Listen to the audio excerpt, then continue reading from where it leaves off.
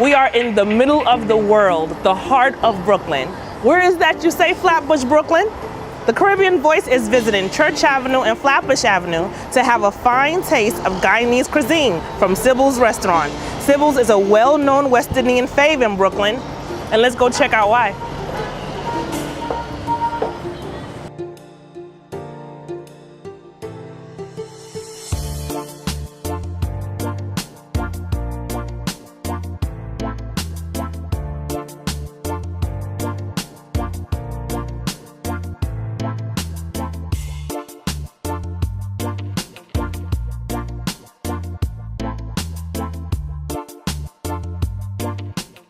Firstly, I want to say thank you so much for welcoming us into your restaurant, which is pretty much like a third home for me because I've been coming here for many, many, many years. I'm not going to reveal how old I am, but I've been coming here for many, many, many years. It's an absolute for my family. But first of all, just share with us who you are and where are we?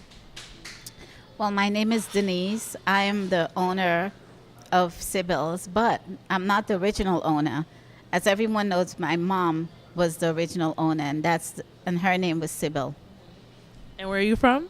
I'm from Guyana. What part? Well, we were from Georgetown. Yes. And how long have you been in Brooklyn? We've been in Brooklyn now 32 years. 32?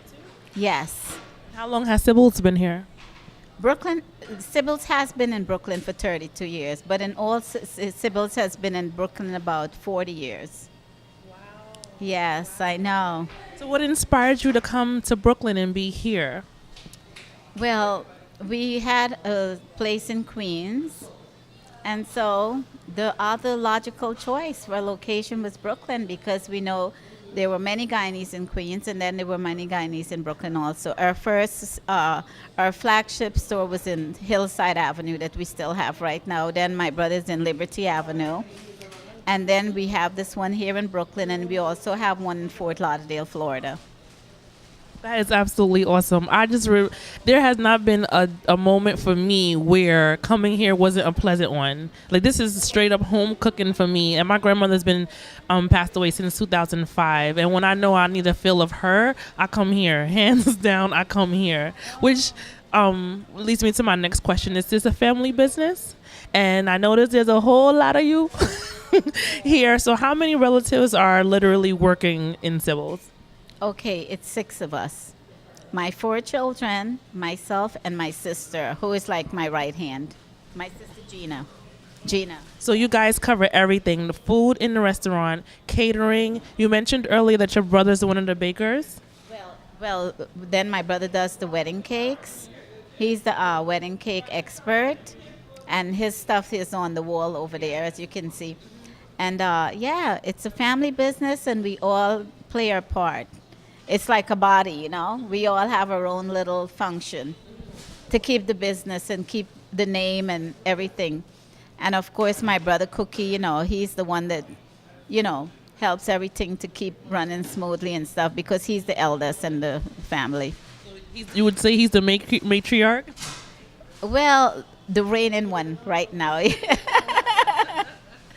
Yeah. And where is he right now? I would have loved to meet him. Well, he isn't here. He works on Liberty, in SYBILS on Liberty. Oh, okay. Yeah. Well, I'll be going to visit him at some point in time, definitely.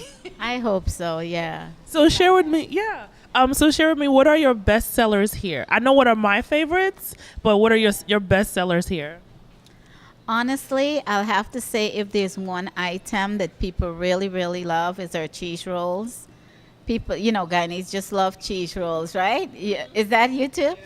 And then also we have pineapple tarts or pastries. That's a hot seller, our pastries. But we also have our tennis rolls that people love. And then remember that we're an ethnic bakery. You can't go into a supermarket and pick up anything that we sell. You can't go and say, I'm going to run down to Stop and Shop and get a bag of tennis rolls. If you want tennis rolls, you'll have to go to a Guyanese bakery, of which I think we're like the oldest one that has been here for such a long time. You know, my mom started in this business when I was 21, so if I figured that out, we've probably been in business like 45 years.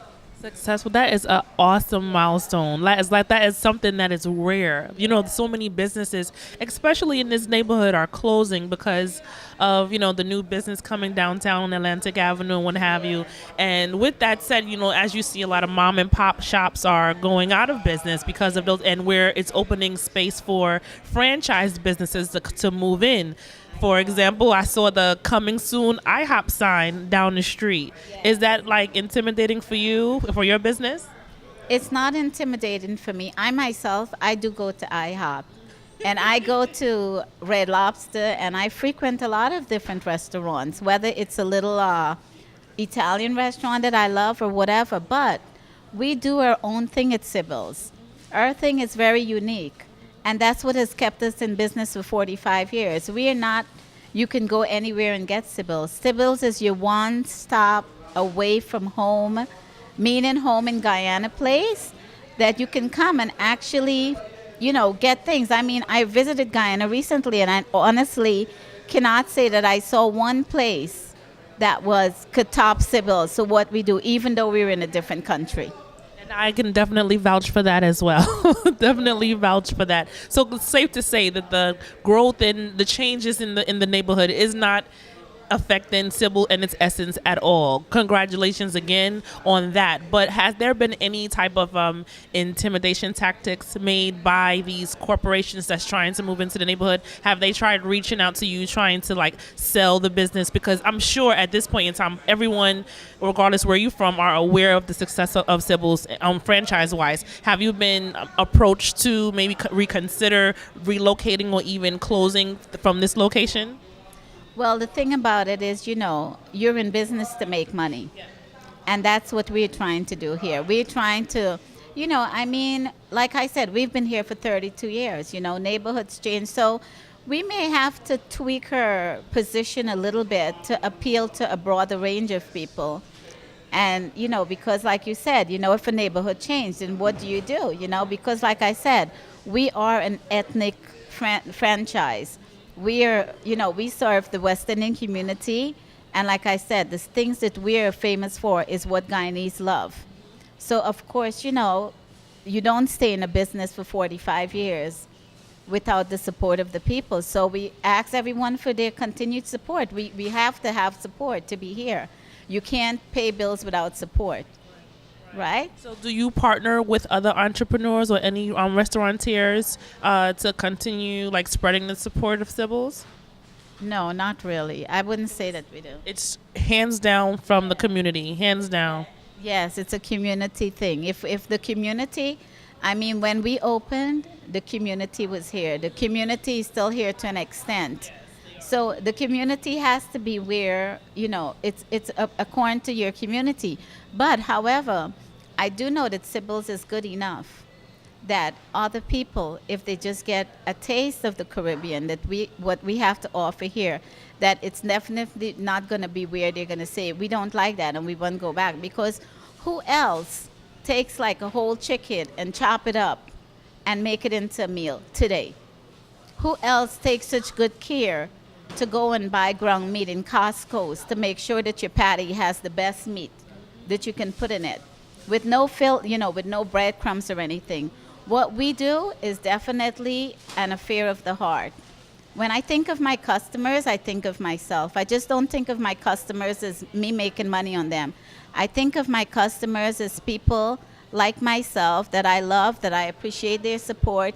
You don't stay in business for 45 years without customers knowing that they're going to come and get a certain quality from you. And that's something that you picked up from your mom, right? That the passion to feed your loved ones. Is that just a Guyanese thing? Because I feel that way about my granny. Like, she taught us me and my siblings how to cook. And it's the same we give from, we want you to be fed with love, not just with food. And I'm sure it's not just a GT thing. I don't know what it is, but I know one thing. If I could cook every single meal here myself, I would. I can't do it, of course. But I know that I try to get my cooks to do the best that they can, because I love feeding people. I think food is love. And when something don't taste good on my steam table, I always tell my cooks, hey, what's happened to the love today? But of course, it's not every day the same thing because, like I said, this food is made from scratch in all of the Sybils. We make it from scratch. But I can tell you one thing: everything I sell here, I eat, and if I can't eat it, it's coming off of that steam table. I will not sell what I cannot eat myself because it means that much to me to treat people in a fair way. Exactly, and I don't even think that's a decision that just make personal. That should just be an absolute for every restaurateur. Like if you can't eat what you cook, then you shouldn't sell it. And I can honestly say I'll eat anything that y'all cook, anything and everything that you all cook. So share with me what future plans you have for Sybil's. Well, as in everything else, who know what the future holds? I don't know it because, of course, my life is limited. And, we'll see. We'll see. We'll just have to see as time move along. Like I said, Sybil's is here. We're here because we love our business. We'll love to carry on my mother's name, but also you have to, be able to make money when you're running a business. So as long as we can, pay the bills and make some money and stuff, yeah, we'll be around. One final question is: are you open to relocating outside of New York? Well, like I told you, we already have a store in Fort Lauderdale that's doing very well, by the way. And that's my brother's Robert's store. And he may be expanding over to Orlando. And so definitely, yes, if we can, we have to find locations where there's a concentration of Guyanese and West Indian people because every business goes by supply and demand. So that's why I said I can't say we'll be here for the next 100 years. If the demand is there, of course we'll be here. We want to. My kids all work with me. My sister work with me. It's a tradition, The children, all my nieces and nephews, they know they can come to Sybil's. They can bring their friends. It's a lovely feeling to actually. Do you know what the feeling is? It's a feeling of having somewhere that you belong. Oh, we belong to Sybil's, and she was our grandmother. So it's very hard to part with anything to do with that. But like I said, it has to be, a viable business where we can, make money and we can stay here. But we definitely, going to try our best. Well, I am betting money on of the thousands that you are not going anywhere because I would love to hear my grandchildren say I've experienced Sybil's and I loved every minute of it as you have. Thank you so much for this interview. So look forward to seeing many growth in your business and I'm so glad I'm able to meet you today. Thank you also, my dear. And thank you. It was a pleasure. Thank you. And you have a beautiful smile, by the way. Thank you. Thank you. Bye.